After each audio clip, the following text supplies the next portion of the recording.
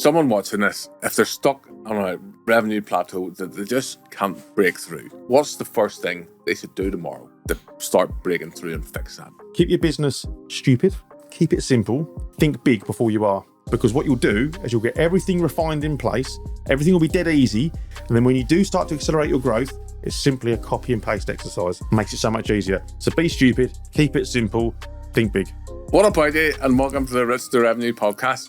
Now, what if I told you that doubling your revenue isn't about working harder, it's about working smarter? Too many business owners grind away thinking more hours equals more money. But the truth is, scaling is all about strategy. Today, we're going to dive into the 2x Playbook. These are proven strategies that you can act on in your business today.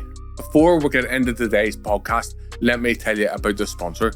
The channel is sponsored by Jobber. Jobber is my go-to software. Not only does it get me paid faster, my customers love it, but also if you're a busy business owner and you don't have any time for anything in your business and you're really struggling pulling your hair out, well then you need to have a look at Jobber, because there's so many things within your business that can free up time, and Jobber automates lots of different things, and it means that you can spend more time making money than doing paperwork and all the boring stuff that comes with running a business. So check out Jobber today. There's going to be a link down in the video description. The link is premierlawns.link/jobber. And who better to break it all down than Mark from The Lawnologist? Last time he was on, we talked about his journey and mindset. Today, we're talking straight up revenue growth, from pricing strategies to automation, marketing to delegation. This is your roadmap to scaling without losing your sanity. Buckle up, because this one's packed with actionable insights. Mark, do you want to introduce yourself? Welcome back into the studio. Robbie, how are you? It's a bit colder here than it was. It's just as cold as it was last time, I think, when I was here last year. Yeah, so Mark from The Lawnologist, back again for another podcast with you fine gentlemen. So your last podcast was all about how to grow a business in the first year, yeah, the £100,000 plus. Yes. This year you've been smashing it again. Yeah. So I want to find out how you can double that revenue stream. But before we do, for anyone that didn't catch the first episode, tell us a bit about yourself and your business. Right, yeah, so my business is The Lawnologist. We're an independent lawn care business based out of North Essex, Colchester, and we cover Essex and Suffolk. We're a small but very deliberate lawn care business. We've been going now 2 years. My background, I'm a former police officer. I had a pretty horrific end to my policing career. I ended up with having a breakdown and being diagnosed with PTSD. So I pretty much had to build this business from the grassroots up. Excuse the pun. Yeah, you like that? It really was roots of revenue. And yes, I haven't really looked back. So it's been a learning curve, and it always is. But we've managed to smash all of our targets and exceed them. And yeah, being recognised as one of the industry leaders in our region, which is good. Most businesses struggle to break past a certain revenue ceiling. What was the turning point that you realised that you could smash through it and keep on charging on? I think in year one, we very quickly got close and exceeded the VAT threshold. And I think it's that's the point, I think, for any small business. When you hit that point, is do you stay put and just make do and just stay under that threshold? Or if you're going to exceed it and you're going to have to start charging VAT, you might as well go for it. Because in my mind, you can't just hover around that VAT threshold if you're charging VAT. You've got to go to make it worthwhile. So it was that point. We hit it quickly. I thought, well, hang on, let's go for it. I've got nothing to lose, because leaving the police, I sacrificed a pension. I'd sacrificed a lot of money. There's no point just hovering and being, a one-man band. That's 90 grand. You really need to. You got to go for it. 130, 140. Yeah, you got to go for it. And that was the kind of turning point for me. It was kind of now or never. If I'm going to do this, I'm going to build an asset, which was the intention in the first place. But yeah, the turning point was the VAT threshold, really, and the fact that my marketing had hit all the pain points, and so I was getting a lot of organic inquiries, and they kept coming. I wasn't having to work too hard. That sounds quite arrogant, but what I'm saying is I wasn't having to really chase customers. I'd kind of got everything in place already, and kind of it was a bit of a do or die moment. We either do it, we go for it, and it was that point, really. That you're touching something. Tell me about the pain points. The pain points. Right. So I think any business, when they set up, they've kind of got to understand who they're targeting, and to be honest with you, doing that donkey work there, doing the foundational work there, really allows you to scale with less friction, because what it does is it helps you understand that person you want to target, understand their lifestyle, who they are, what they do, what they drive, what they like, who their friends are, where they live, and imagine yourself being that person. That way, when you do devise your marketing, and you can understand how this person thinks, you can almost get to the point where you understand their pain points. And certainly if you're in lawn care, and so my ICP, we target larger lawns, we target more affluent properties, stately homes, then in my mind, I want clients that have a vast expanse of lawn. They're time poor but rich professionals. They're affluent. They like to entertain people on their lawn. They like to park their Bentley out the front and look at the stripes on their lawn. And then so what they really want is that lawn to be thick and green and weed and moss free. So they're your pain points. Now you can go a bit deeper than that, and you can talk about the seasonal pain points, make it a bit more touch point. So this time of year, we'd bang on about moss, for example. We're in January, February, we'll talk about moss because that's a real key point. You get into spring, you'll start talking about eradicating weeds. You get to the end of summer and you'll start talking about fixing trap damage. So understand your client, understand the pain points, and bang on about it. And you'll find organically you'll start to get referrals naturally because you are talking the language of the people you want to serve. To the point if they come into a room full of crowded lawn care professionals, like all of us, and we're all banging on about what we do, I want my ideal client to say, I want to work with you, Mr. Lawnologist, because you are talking my language. You are saying everything I want to hear, and it's everything I need. So making sure you've got the right ideal client, making sure your marketing fits around that, that causes less friction as you scale. So following on from that, with a service-based business, what is the best way they can increase revenue without chasing the clients? Yeah, so that's a really good question, actually. So you've got your ideal client avatar. And so what we did, and so essentially put it in the picture, in the last year, we've doubled our turnover and we've doubled our clients. So we're sort of now covering just short of 1 million square metres of lawns a year over our treatment periods. And then so the way we've done that is by understanding our ideal client.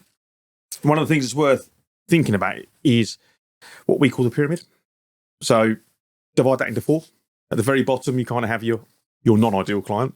That could be your kind of low earners, unemployed students, sort of lawns that have got a shopping trolley in the garden, and a few cannabis plants. Up from that, you kind of got your semi-retired pensioners that will give you business.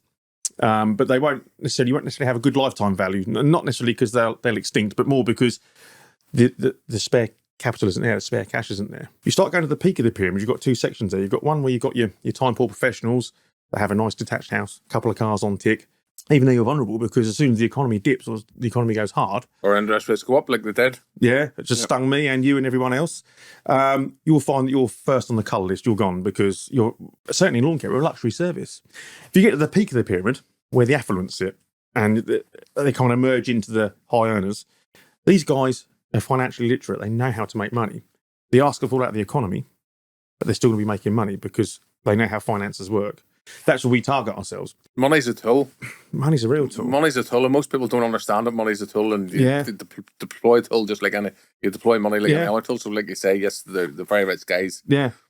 So going on from how do you increase revenue without necessarily chasing clients all the time was the question, wasn't it? If you target high ticket clients, you're going to get high ticket jobs. If you're getting high ticket jobs, you need less customers. Therefore, you can spread your time easier, and you can be more invested in your clients' lawns. It's a double whammy. Now, on top of that, so you're targeting the peak of the pyramid with your ICP, right? So on top of that, then there's lots of other little subtle things you can do. Keep your social media presence up.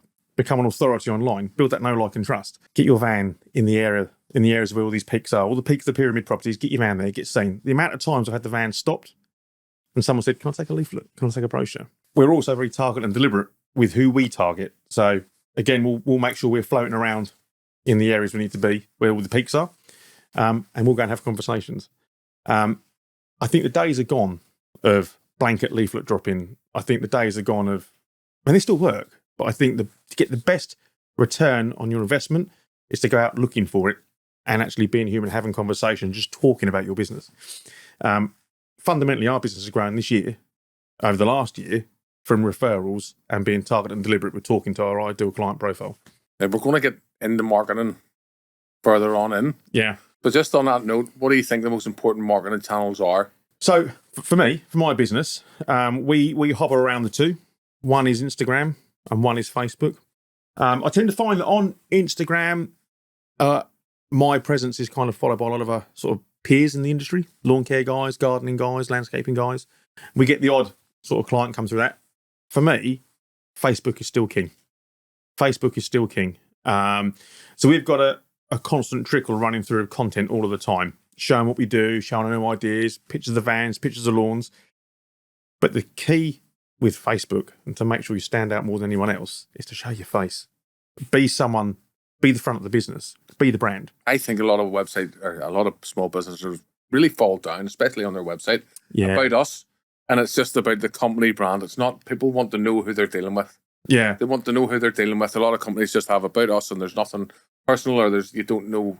If I pick up the phone and I want to phone the Lawnologist, and if there's nothing about Mark from there, exactly, then how am I going to know who am I going to speak to? Exactly that. And I'm very much the face of my business, even though we're probably one of the largest local lawn care businesses in our area now. I'm still very much the face of the business. Now, the thing is when you start to decide you're going to scale, you need to start thinking about optimizing these sort of things. Your personal brand is just as important as your business brand. They go hand in hand. They really do. So let's have a look at Stephen Bartlett from Dragon's Den. Yes. He works really hard at the people know who he is. Yes.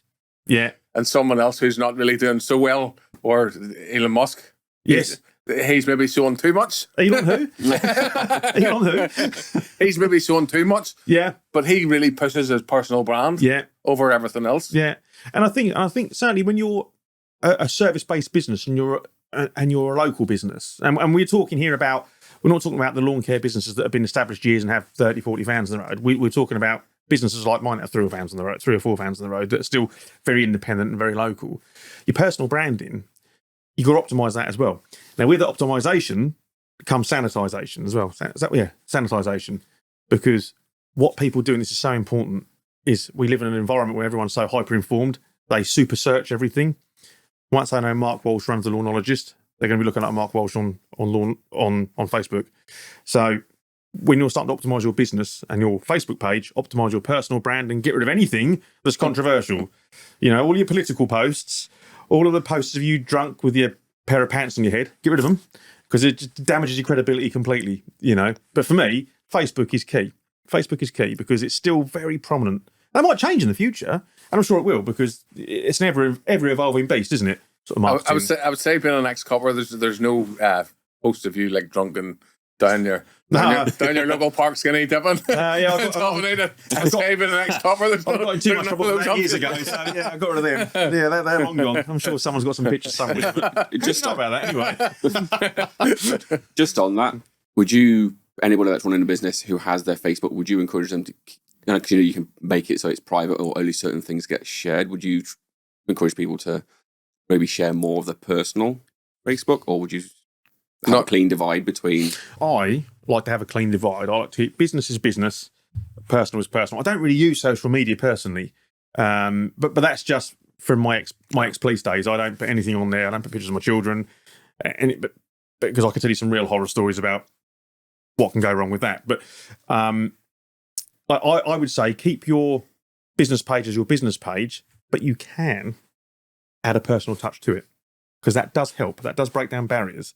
But I certainly would keep my personal page and my business page as 2 completely separate entities. And certainly because you're running ads off of your Facebook page as well and all this sort of stuff. You want to keep that looking optimized for your business. Yeah. I mean more of, well, I get that, but I mean more of, when you say people do a deep dive into you and you can have only friends and family see your Facebook. So let's talk about Elon Musk again. And he's showing too much. Yeah. You might like him or lose him, but he's showing too much. And a lot of people are disliking him. Yeah. So he's showing too much. And that's having a detrimental effect to the overall brand for him. So, because I know with my own Facebook, I just have that. So it's friends and family, really. I don't really see. I mean, actually, to be fair, mine's the same. Mine's completely locked down. Yeah. But it always has been because of my previous vocation. It always has been. Security always been quite high. But yeah, no, I don't leave that open at all. And I wouldn't recommend it to anybody, really.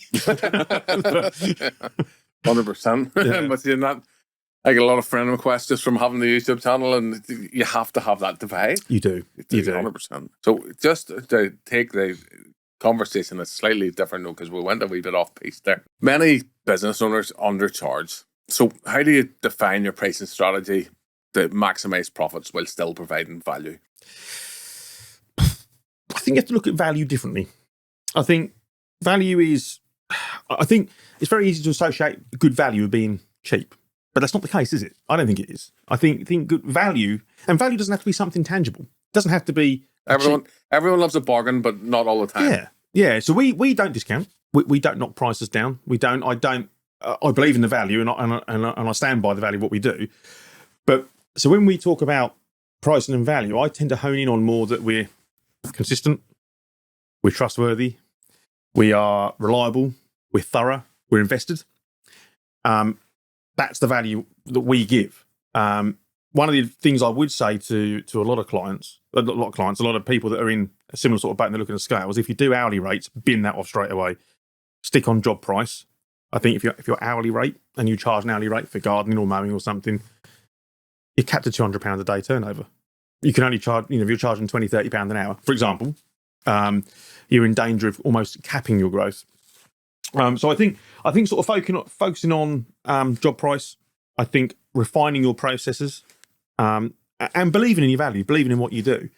You don't need to be cheap. Actually, if you start to get in a price battle, I found this, and I've learned this years ago when I was in sales. If you start to try and undercut people, it's only a race to the bottom. Your profitability will die, and you'll get busier and busier because of it. Whereas actually, stick by your guns, believe your worth, believe your value, and convey that to the client. So again, a lot of that will feed back into your marketing, how you present yourself, everything else. It's one big circle. It is one big circle. Another way you can maximise your profits without playing with your prices is to look at what's going on behind the scenes. Are you buying well? Are you efficient? Are you proficient? Can you do more? Can you do less? Where can you tweak the systems behind the scenes that doesn't impact the client? Makes your life a bit easier, makes your staff's life a bit easier.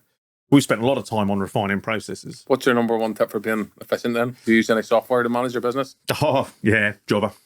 I could not be without that. Jobber now. I couldn't be without it. It's allowed me to scale beyond what I dreamed we'd be doing in year two. So for the viewers that don't, I'm obviously the channel sponsored by Jobber, but tell us what Jobber does for you within your business, or some of the pros of why you have it. What Jobber does for me, so let's start from the beginning. It offers, this is really important actually, before we start getting into like your pricings and your quoting and that, it offers an incredible client experience. I'm talking about my client experience because every customer has their own customer hub. So they can log in and they can see what they've had done. When you'll come in next, they can make requests. It's all branded, so it looks like it's all part of our business, which it is. Jobber allows me to set visits, allows me to quote, allows me to invoice, allows me to route, allows me to optimize my routes. It syncs in with QuickBooks Online for my bookkeeper. It looks really professional. You can email through it. So everything that we do, I would say actually that Jobber is the spine of my business now. It's the spine of my business. I always say, so we go and do I like to think that we do a good job whenever we go to a customer's house. Everything else is on Jobber. Jobber is just the lifeblood of my business. Yeah. It's the spine. It just runs right through the center of my business, and even the aftercare. So going back to the value thing, we're talking about what makes us different. Well, we're invested in our clients' lawns, and so after every visit, we will give what's called a post-visit lawn report, and we give them a synopsis of what we found. Jobber allows me to do a separate form to do a report for the customer that we can ping off with the invoice. So all of these little things, and they're great. It's a great tool because it gives the customer information. They can tell we've been. They can tell what we've said. It shows that we're interested in what they're doing as well. Sometimes they get the ump because we tell them off, but nevertheless, it's a really good system. There's not many systems that do that. You're also as well. You're always educating the customer. Yeah, and that's going to open the door to upsells. Yeah, it does, and it also shows credibility and it shows your authority in your industry as well, doesn't it? So again, it's that circle. It's that kind of. So if you think of a lawn franchise where they just go in, throw the stuff down, on to the next customer as quick as they can. Yeah, exactly that. The other thing that Jobber does, which gets commented on all of the time, is you can give them a 5, 10, we call it a death warning, but it's not a death warning, but we give them a 15-minute death warning when we're on our way. Just press, I'm on my way. They know you're coming. Clients love that because then they're ready for you as well if they're in. So yeah, it is. Johnny, who works with me, we both love Jobber. You'll send, so before a visit, whenever you're going to the next, you just send so when we finished off one visit and we clear it, know what we're doing this year. They love it. We clear it. We'll pop into the sat nav because you can get directions through Jobber. Pop into the sat nav. We're going to Mrs. Miggins at 123 Squirrel Avenue. That'll calculate the time. We'll just go on my way, 20 minutes away, boom, and they know we're coming. Really, really good. So you've grown a lot in the last year. How did you use Jobber to upsell to your current clients? See, the beauty of Jobber is lawn techs. We can quote on site, can't we? So we go to a lawn. We do a lawn report. Say the client's there. We'll have a little chat. Mrs. Miggins, it's quite clear your lawn needs aerating. We're running a deal at the moment, blah, blah, blah. Hitting on those pain points we were talking about earlier. Would you like a quote? Yes, please. It's done there and then. They can then accept that quote there and then, and we can book them in there and then. So Jobber allows everything to be so efficient. I want to say you can text it to them, you can email it to them. Yeah, email it, text it, absolutely.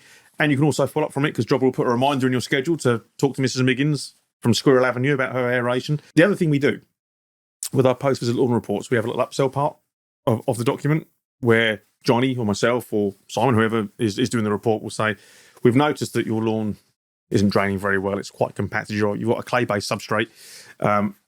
We noticed it's been a year since you've had your last aeration. Here's a document that explains what aeration does, and what will follow afterwards is a quote, if they're not in. So Jobber allows us to do everything in one bubble quickly, because otherwise, if you're running your business with pen and paper and different spreadsheets, you've got to go back, you've got to go and type your email out, you've got to go and follow it up by in person or whatever. So Jobber is it just makes the whole system have less friction, less abrasive, Less obstacles in the way between you and the customer. Economy of motion. That's a good one, isn't it? Economy of motion. We use that. Yeah, I'm trademarking that as well. You keep nicking my... Economy of motion, that's going to be in the thumbnail. I'm going to tell a story. One time in the past, I paid a company to do flyers for me, and the only phone calls I got from that flyer run was from people that found them in the bin. And in their heads, I kid you not. So on that note, you had said that you don't think traditional marketing really works that well anymore. In terms of return on investment, what is the best money spent for companies that are either looking to grow? So if I speak from a personal point of view, we've got our marketing budget is very, very little. I think in the last year where we doubled our revenue, I reckon I spent a little over £1,000 on marketing, not a lot. And that would include brochures and flyers and stuff. Depending on your niche, depending on your ICP, your ideal client, the people you are targeting, the demographic you're in is very much going to depend on how you market. But so for us, what we do, which used to really upset people, but not anymore, we'll go and knock on doors and we'll go and have a chat. Won't necessarily sell, but we'll have a structured conversation. To give you an example, January, which is notoriously the worst time of year to go out and door knock, we brought on an extra hectare's worth of lawns into the business through doing this. Over 3 or 4 clients, because we've been targeted, we've been deliberate, we've had the conversation. The next best thing for us is because we give our clients such good service and we are so on it and healthily paranoid about our service levels dropping, we get referrals. Now, if you're dealing with people that are at the peak of the pyramid, peaks are mates with peaks. So your referrals are going to go to likewise customers, you see. I think you're right. I think that the days of, and I mean, I'm dead against mass leaflet drops. They end up in the bin. You get some knuckle dragging pallet stacker, dump them in the bin and go and get on the pub. I was going to say the only way or the only success I've had in the past is to either do them yourself, and you can only do them yourself if you're cash poor and time rich. Yeah. So if you're just starting out, flyers can be a very effective way. They can, and they still are. But what we do now, whenever you want the 2x your growth, then flyers aren't. I think when you're blanket flyering thing, I mean, let's be honest. What do you do when a leaflet comes through the door, Robbie? Most of the time, it goes into goes in the fire. It goes in the bin, or you screw it up and chuck it. Whoever, you know. I never read junk mail. I don't think many. It's a hindrance to me. All I see is a dead tree coming through my letterbox, and I want to recycle it. Basically, I'm sure the odd people do read a leaflet, but if you are going to leaflet, I would say do it to the right type of client that's got the right type of lifetime value to you if you win them, and be structured with it and deliberate. There's no harm in having a conversation. Now, you're going to get knocked back a few times. And this is not going to work for businesses that have got 15, 20 vans on the road. We're talking about businesses that have gone from a sole trader, single person, to a team of 3 or 4, right? And you're going for like top end stuff. But the other benefit of having conversations with these high end people is you get better at it. So you might get knocked back, but every time you knock on a door, every time you talk to someone, every time you talk about your idea, about your business, you're refining your patter. You're refining your power phrase. So when someone says, Robbie, what do? You can say, well, actually, I run Premier Lawns. Blah, blah, blah, blah. Yep, that's what I do. You hear all the pain points. You've done it in one sentence. You've not sold them anything, but you're refining your own patter as well. That has been unbelievably successful for us. as a business. Now, of course, it does work for the right type of client.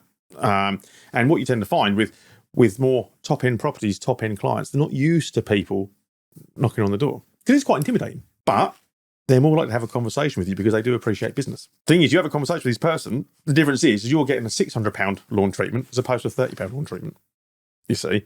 So what we've done is we've really honed in on being deliberate. And again, referrals, they were the two main things for us in the last year. And we do run the odd Facebook ads still. We do. Do you think with the referrals, do you give any sort of bonus? Do you make a donation to charity if somebody recommends a friend? We give Marks and Spencer's vouchers. Do you give that to the person that refers and the new customer, or do you just give it to one or the other? Generally, what happens is the person that refers gets some Marks and Spencer's vouchers. The person that is new to us might get an additional treatment or an add-on to their first treatment or something. But don't forget, we're dealing with lawns that are 1, 2, 3, 4, 5,000 square meters. It's expensive to give away too much. But if you optimize, the other thing worth knowing as well, when you get busier, you don't have the time to go and do the door knocking. You don't have the time to have the conversations. We still do. We still have days where we allocate days for it in the business. But reverting back now to your Facebook pages and your social media presence and your Google profile, if everything's optimized, that will bring in organic growth. And the more referrals you get, the more reviews you get, the more clicks you get, the more prominent you become. So again, talking about that circle, that's another cog in the wheel, pretty much. That's another thing, that optimization and making sure that everything is hitting the right points. So when people do look you up, I haven't used these all season. not this again. I haven't used these all season. When's the best time to ask a customer for a referral? When you've done a good job. Don't ask them when they're complaining. Would you ask them on the doorstep? Would you send them an email? Would it be with an invoice? Would you just get it? Because again, Jobber will do it automatically. When's the best? When do you think the best time is? I tend to ask for them in person, or by email. But generally, what I would do is when we go and do if you've done a renovation, this is the best time to do it. We've really turned the lawn around, and you go and do a lawn review, what you would call a welfare check on the lawn. That's another police term, but we go and do a welfare check on the lawn. Would you do the renovation and then call back a couple of weeks later to see how it's going? Yeah. And then not actually carry out any work? Would you do any work on that? Welfare check. Yeah, certainly if it's a renovation where the client's maybe invested £2,000 or £3,000, we will keep going back. As I say, we're healthily paranoid about our standards. It's also good to call back to give them water in their face to make sure that they're following the steps. Exactly that. At the point the customer says, "Do you know what, guys, I'm so pleased with this, and I really, really am chuffed with the investment I've made," is the point I'll say, "Thank you very much. Now, it would really help me, if you'd be so kind, would you mind popping a small Google review on for me, please? It means an awful lot as a small business, and it really helps us grow and solidify our presence in the marketplace." That's how we get our reviews. But I only do it for people that we've done a good job for, which is generally all of our clients. But and touch wood, luckily we don't really get complaints, if at all. But it's when they're on that high, when they're appreciating what you've done at that point of conversation. Especially if you've called back to see how things are going. Yeah. Or if they're not in, I'll email them, "Look, we've gone to do welfare check on your lawn today. We're really pleased with the progress. If you're as pleased as we are, it would mean an awful lot if you could kindly leave us a review. Here's the link to Google." That's what we do.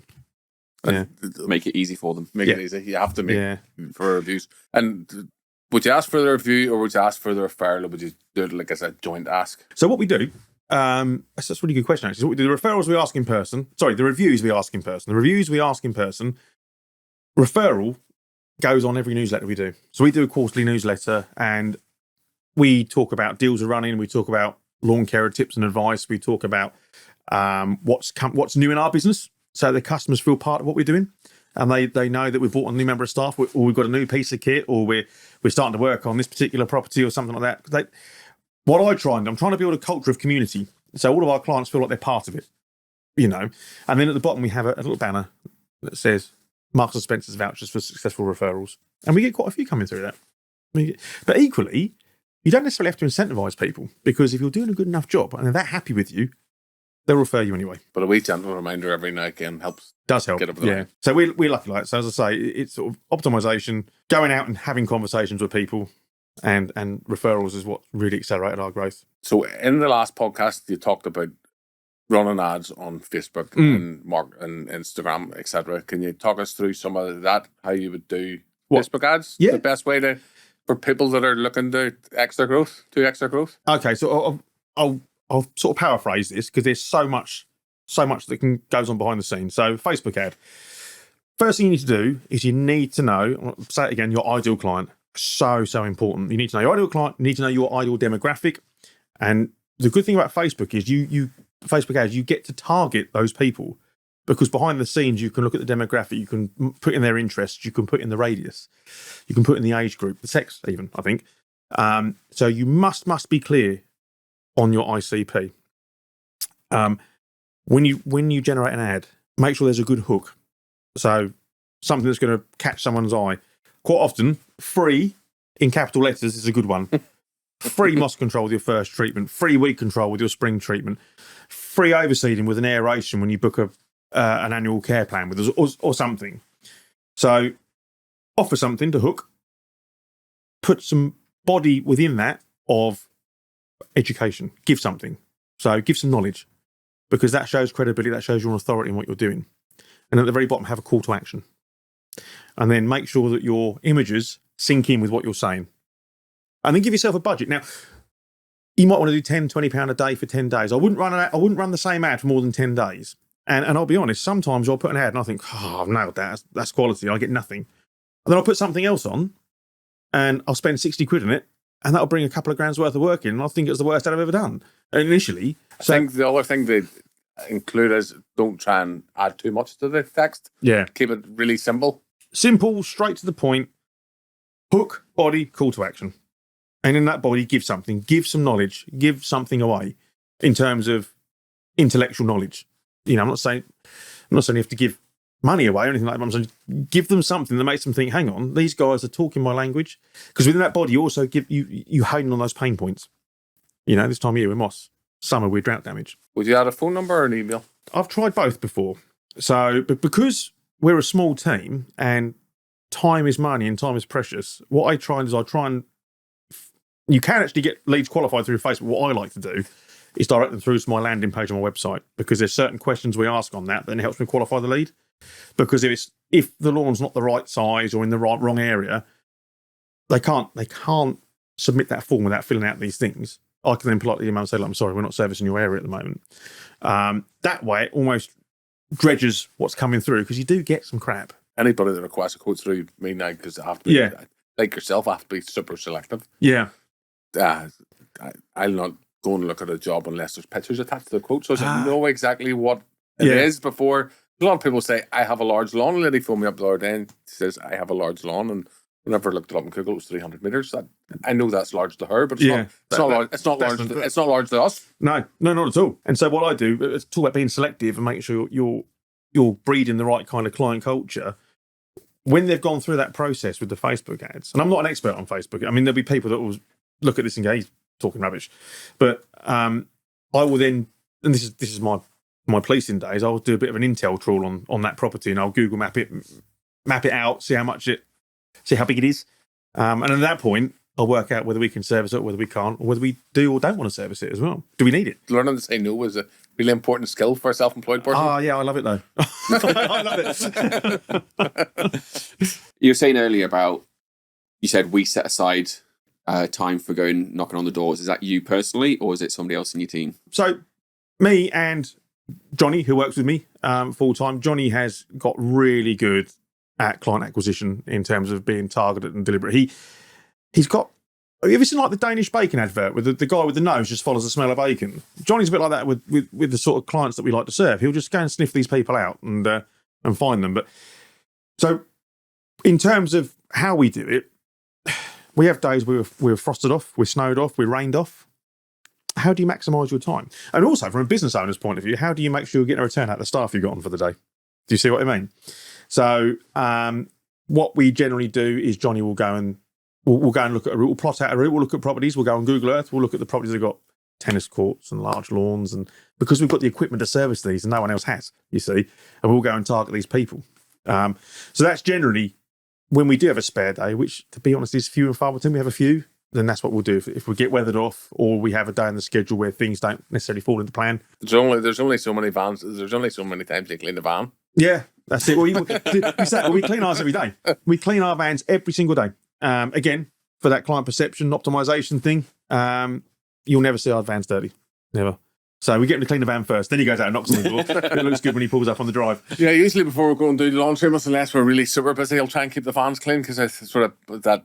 Yeah, such, and we get comments all of the time on the vans being clean, but it's all part of your branding, isn't it? It's all part of that whole branding package. Is that the vans look nice, and yes, you've got a nice emblem and stuff, but you don't look like it's gone through a bloody ploughed allotment, do you? You want it to look nice and clean. So we actually have. I'm a bit OCD with this, I really am, but we've got a little valeting bay at the yard where there's a petrol jet wash and. I could take him the whole new level. Yeah. But once you got the kit, just blast it with the jet wash. It doesn't take 5 minutes. Yeah, because it's nearly clean anyway. Yeah, well, it's clean every day, so we're only getting a few specks of dirt off. But this time of year, you're sort of going through the back lanes. You go around the corner, and it's filthy again.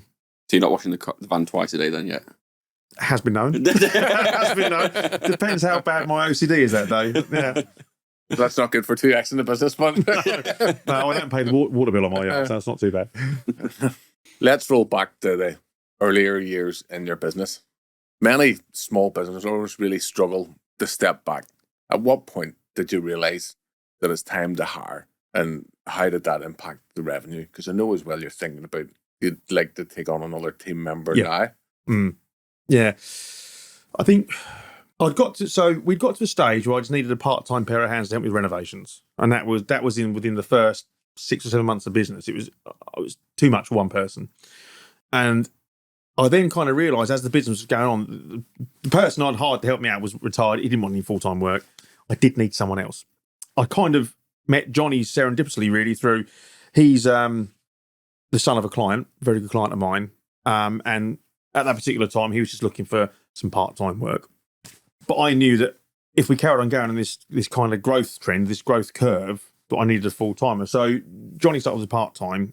Very quickly, I thought, hang on, he can be full-time here. This is thingy. But it got to the point where I was overwhelmed. And I felt like I had nothing left in the tank to do everything. We can all appreciate that. It gets hard. And again, you get that point. I just gone VAT registered. I've got to go. I've got to make this thing work. I had a guy with me that was dead keen, dead nice, and dealt with the customers wonderfully. He had no lawn care experience whatsoever, but I can develop him. Was the business ready at that time for another full time? No, it wasn't. It was an absolute punt and a gamble, and it did bloody sting. But growth stings. Well, I think whatever you do, any kind of growth is uncomfortable. You have to kind of get comfortable being uncomfortable, and you have to kind of make it work. So I had to fund the first couple of months personally, just to get the ball rolling, pay his wages. And of course, when you bring on another member of staff, it's another van, it's another couple of knapsacks, it's another aerator, it's another scarifier, But in my mind, I already knew that I wanted to scale the business at that point. So I'd already started to acquire these things. But it was the point of overwhelm where I thought I can't get much busier. You passed through the VAT as a one-man band? Or I did one-man band, staff? Yeah. I did. That came out of the blue as well. And that's something that I'd urge anybody to be careful of, because you need to keep an eye on that, because that can come and bite you in the arse pretty quick. So we went VAT, I think, within about 8 or 9 months. I went VAT. And I suppose within the year is when I'd kind of had Johnny on, year and a bit, and was training him up. Now he's fully self-sufficient. He's a real key cog in the business. And the investment and the gamble paid off. But we'll go again this year. We'll get someone else in. What I'd like to do is to bring someone with no experience, because we have a slightly unorthodox way of doing things that works. So I want someone else that we can help and train and bring on. I like now bringing in people that have less experience, and you can train them exactly how you want. Attitude's key. Absolutely. And I think key. And without sounding too arrogant. No, it's right though, isn't it? Yeah. We've said this. The next person we bring on will hire on attitude. I don't care if they've spent their whole life in an office. I don't care. It's the attitude. They've got a mindset for growth, and they don't mind some hard work, and they want to be outside and work on some of the best lawns in the area. But I think maybe somebody that spent their life in an office and then they go outside and then they're outside in the cold all the time. There's a risk. They have a flight risk. They do. But then Johnny, who works with me, was a corporate guy all of his career and had never worked outside before and loves it now. And you can get a feel, can't you, for people? I think we're never gonna dump someone in the deep end and And, and actually making my first hire, I learned a lot about process and having a manual guidance and things that we need to focus on, and maybe more about designing a staged approach in development. So, to begin with, they're just going to shadow me, shadow Johnny. Gradually, they'll start taking on responsibility for a few lawns, and then eventually they'll work towards having their own van and their own round. But some of the days we're mostly double crewed anyway because of the size of the lawns that we do. I think when you're looking at making your first hire, and probably with any hire, what I'd say is get someone on before you actually need them. So you've got time to get them to a certain level for when things do kick in. So you're not in full panic mode. Yeah, so they haven't got to hit the ground running. So Johnny started with me in the January. I didn't really need him on his own probably until the May, June, July. So I got to spend 6 months with him. And, it wasn't easy for him. It wasn't easy for me. It was hard because you have to adapt. You have, as a business owner, you have to adapt your own mindset as well. Everything has to change, Get them on before you need them, and just be prepared that it's going to bloody sting, and things do change. Somebody said to me recently it's like an elastic band, so you spending money, especially on an employee, that money goes out and it costs you a lot. Yeah. But whenever it comes back, you're earning more than you were before they stretch that band. It is. It's almost like a backwards and a leap forward sort of thing. But tell me this, what other processes have you put in place bar jobber that whenever you started and also that have helped turbocharge that growth? So in order to grow efficiently, and as I say, we cover the amount of lawns that our business with 4 techs would cover, with 2 of us. And me, I'm not only on the tools, I'm running the business as well. So what you have to do is you have to make sure that you're reducing friction all of the time. You're dealing with pinch points, and think about the economy of motion, right? So what we spent a lot of time doing is refining back-end process. So what we're doing behind closed doors in terms of how we operate at the yard, how we operate with our routes. How you keep those vans clean. How we keep the vans clean. You have to allocate time for that, mate. Honestly, never underestimate a clean van. But what I've really tightened the screw on in the last 3 months is production time. Not necessarily how long it takes us to treat a lawn, but how long it takes us to do what we need to do before and how long it takes us to do what we need to do afterwards.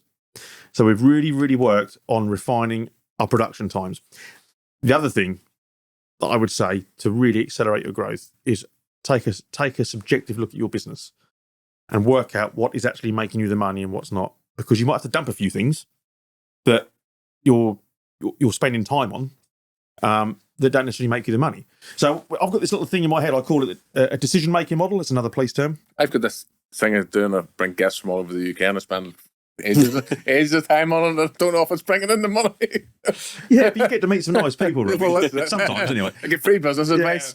Yeah. So I have this thing, how I kind of run through this process of how I've tweaked, defined and refined. Define what you're doing, refine it. Define what you want to do, refine it. It's a bit of a policey term. It's called a decision-making model. And on that wheel, it's like a wheel, you have cost versus time versus return. What does it cost me? How long does it take me to do it? Do I get a return? If those things don't link up, it's out the window.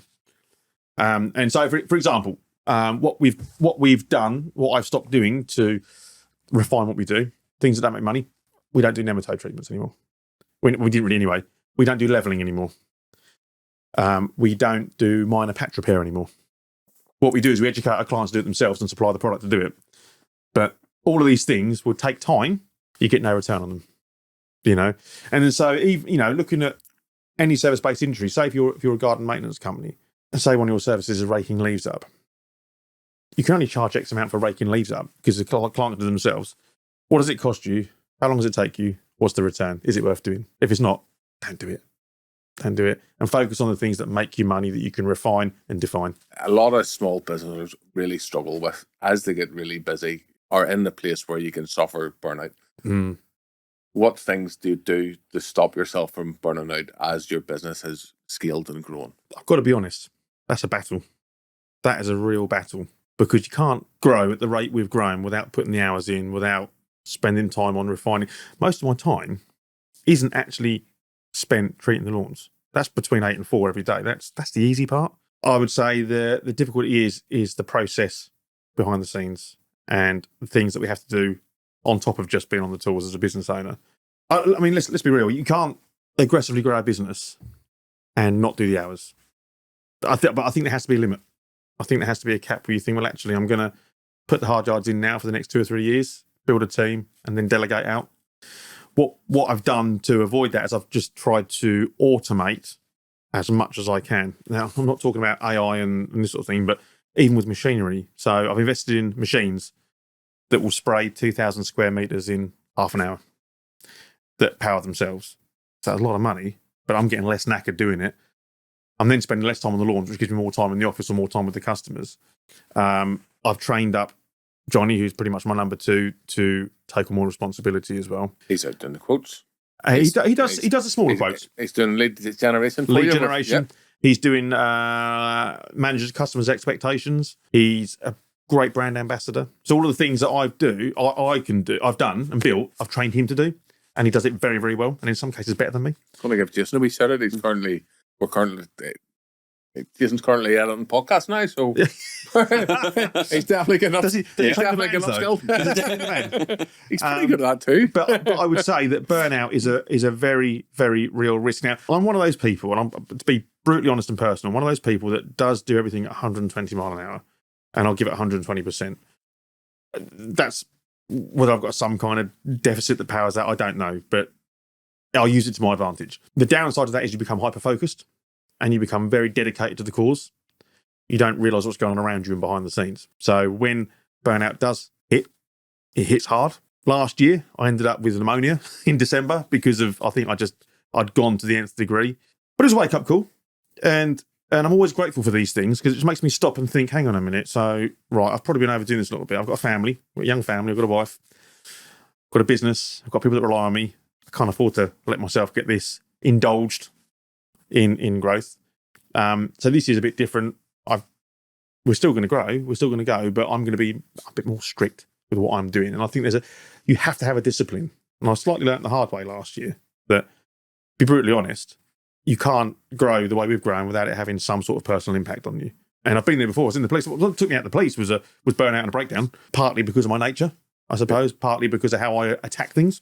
The difference is now I'm very aware of it. So when I got ill in December, I was a bit like, hang on. When I was coming here, take your foot off the gas. So I know the same. My stomach plays up. Does it? Yeah. Yeah. Yeah. You know when it's coming. Yeah. And for me, rolling with the PTSD, for me, the telltale signs are my sleeping pattern starts to suffer. I don't sleep very well. I start to get a bit snappy and I start to get a little bit, I cling on to things. So a minor annoyance might happen. I'll cling on to that. And I know that I'm getting close to burnout. And that's when I think, I probably need to have a day off here. I'm just going to do nothing. I'm doing nothing business related. Spend a day, go swimming, go to the gym, meditate a bit. That's also meditation. That's a really good thing. If you don't meditate, really good. Just to give your brain a break. We had a hypnotist in. Did you? And so a lot of small business owners struggle with, they might turn to drink and drugs and everything else. So he would help a lot of business owners get through stuff like that. And he was talking about meditation and how to just take a nice deep breath. Yeah. De-calm yourself. Do you know, I can really see why business owners do turn to drink. It's so easy. I mean, I'm not a big drinker, but there's been times where I've thought, I could do with a couple of pints just to relax. I can see how that can become a couple vice. of pints every night. Soon adds up. Yeah. Soon adds up. And again, you have to be strict with yourself. We all have a beer, don't we? We all have a beer, but I think I can see how very quickly, if you're not disciplined, you can fall off the wagon quite quick. I can see it, especially when you run your own business, because it's a constant 3 or 4 thoughts at the same time, all of the time. And you'll appreciate that, Rob. You're a busy guy yourself. It's sometimes you kind of just have to give yourself a bit of a slap around the chops, I think. It's like, sort yourself out. Yep. Right. Not getting employees to give you a slap, no. No, I don't want that. No. It wouldn't be very nice, would it? Sort me out. Yeah. Give me a slap. Just to lift the conversation back up a bit there. What's the mistake you made while scaling that actually slowed you down? I wouldn't say they were mistakes, touch wood, but there's certainly been what I'd call pinch points, where maybe the bottleneck has narrowed a bit too much, that you certainly learn from. I think trying to do too much at once. I think trying to please everyone all of the time. You can't really people please as much as you like to. You, as you say, one of the most powerful things you can do in your business is say no. And I think I took a little bit of time to learn that. Again, it's an easy mistake to fall into, easy thing to fall into, because when you first set up, and certainly in the early days, you want to take on everything because you need an income, don't you? But I think as we started to grow, you can't be everything to everyone. And There's a few sort of how I dealt with a few hiccups and maybe processing mistakes we had behind the scenes that maybe I didn't deal with so well. But it's all a learning curve, isn't it? You're always on a learning curve. But there's been no real howlers, just little pinch points that we've learned from. Yeah, every day's a school day. Yeah, absolutely. But the beauty of it is, I suppose how you perceive that, isn't it? The beauty of it is, if you look at it as an opportunity to get better, to refine and define and automate a bit more, which is what we've done. Every mistake we've made, everything that's gone wrong, we've learned from, and we've negated that happening again to make sure that we're keeping our economy in motion. I keep dropping that in there. I'm so chuffed with that one.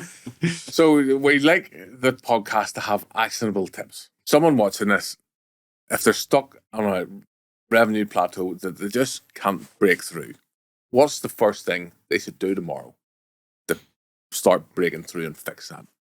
Is there any one tip you would say, do this? Yeah. You know, like when you go down the pub and there's always one little bloke in there that annoys everyone. The local barfly? Yeah, be that. But don't be like him, but use that as an idea. You want to act like you're stupid, right? Because this bloke always does that. And by that, I mean make everything simple for yourself. So act like you're stupid. Keep it simple as you act stupid. Keep it all simple, right? Keep it simple. Because this bloke down the pub, he's stupid and he's simple. And the other thing is he, even though he's little, he acts like he's big. So keep your business stupid. Keep it simple. Think big before you are. Because what you'll do is you'll get everything refined in place. Everything will be dead easy. And then when you do start to accelerate your growth, it's simply a copy and paste exercise. Makes it so much easier. Really working that economy motion. So look to simplify. Look to simplify things. Simplify it. What processes are you doing that are just like getting in the way of everything else? Yeah. Have a look at the stuff that isn't making you the money. Yeah. Say, right, that's going. That's Exactly gone. that. Yeah. And try and make your business. So, you know, you go to a curry house, right? And you go to a curry house. This is another little kind of parable for you, really. You go to a curry house. The curry house will have 40 dishes on that menu, but they only have one base sauce. And how they create so many dishes in one night is they have one base sauce and they add a few different things to each one to make it a different dish. If you keep your business simple and have a base sauce, you are literally making it so much easier for yourself just to copy and paste and to grow and accelerate and to replicate. Instead of trying to do too many things. Trying to do too much. So be stupid, keep it simple, think big. Be the bloke down the pub. That's definitely short. Be a curry sauce. Yeah. On that note, if you had to start from scratch, what would you do differently that you know now? I'd be more patient, but I'd have aggressive patience. And by that, I mean, I'd be patient for the right type of work. I'd be more within my niche. The problem is you don't know your niche until you kind of get into the business. But I'd knowing what I know now, I'd have niched earlier into the larger properties and larger lawns. I'd have had an aggressive patience. I wouldn't have diversified so much. And I'd have acted stupid. I'd have kept it simple. And I'd have thought bigger in my early days. How will my processes work when we're doing 10 times what we're doing now? Think of your ideal customer. Yeah. Know who he is. Wait for him to come along. Do that type of work. Cool. Stop you there. Try Don't wait not for him to come along. Go and find him. go and find him, okay? Yeah. And then try not to take too much work that deviates away from that. Exactly that. Yeah. Keep it simple. Keep it simple, stupid. Act like you're stupid. He's always saying it to me. Yeah. I don't need to act. Keep it simple. Act like you're stupid. Be the little bloke down the pub that thinks he's big already. I'm not him. No. But it's that kind of, you know. Yeah, we'll be doing something and then I'll just be like, probably kiss. Not give me a kiss. You two got a good relationship with it. So just to round it up there, what are your future plans and where can people find you? So we're going to keep capitalising on what we're doing, business-wise. We're going to keep refining what we do and make sure we're leading and revolutionising our industry. I think I'm starting to write a book that's going to encapsulate everything we spoke about today and starting up a business. That's going to be that's a work in progress at the moment. That's going to be called Green to Gold, and that's going to give an absolute toolkit for someone that's starting up from scratch, how to find their ideal client, how to utilise Facebook ads, how to structure a business, how to grow.